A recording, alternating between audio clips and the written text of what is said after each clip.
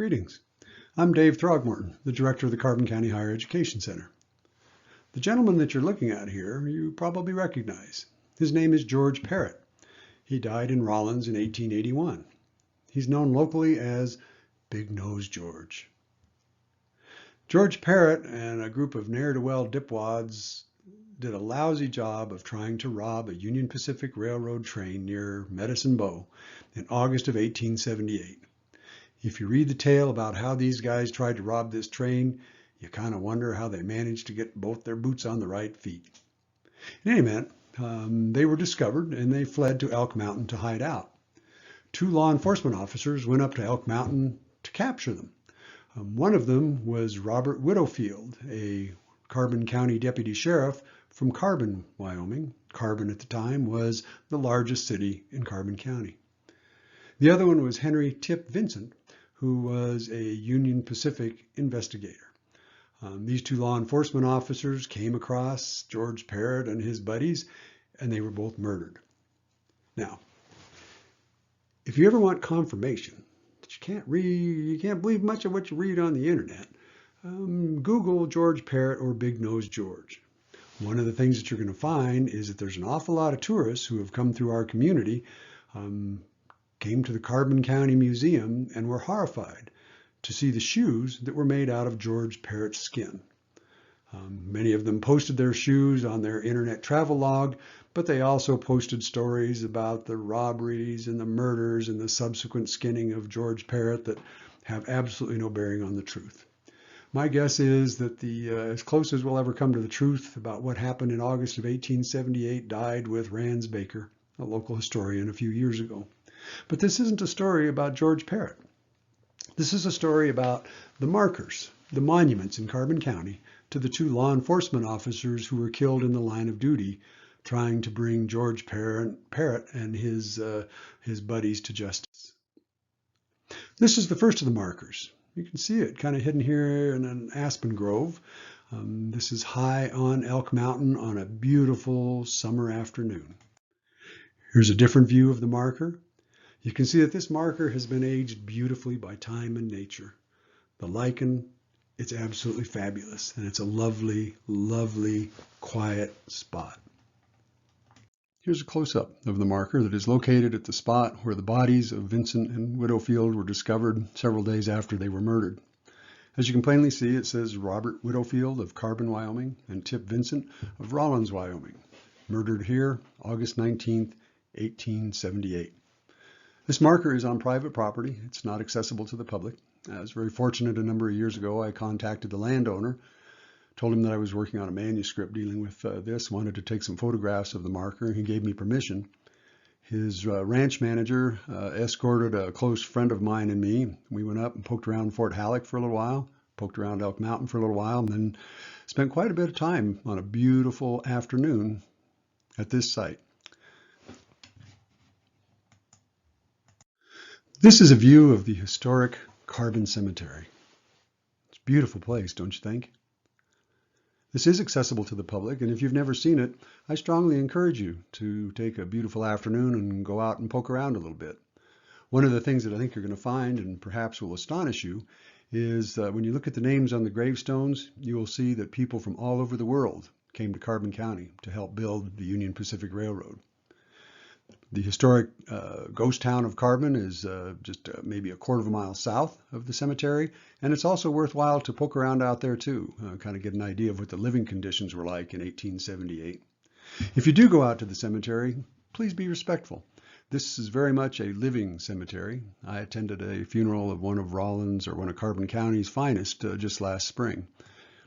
Right here, this marker, this is Bob Widowfield's gravestone. Take a good look at it. You're going to see it again in a minute. Here's another view. Gives you an idea of the style that they were using in 1878, but you can also kind of get a sense of the simple dignity that went along with the burial of Carbon County's deputy sheriff. Here's a close-up.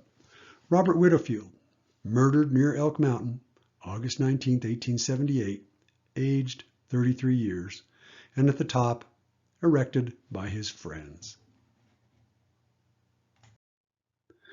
Well, there you go. There's an identical marker. This one is in the Rollins Cemetery. I love this photograph. I've got another one here in a second that shows you better what the wording says. But I think this is a very cool picture.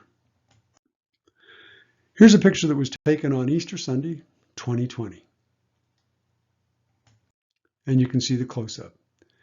H. Vincent's murdered near Elk Mountain, August 19, 1878, while in pursuit of train robbers, aged 40 years.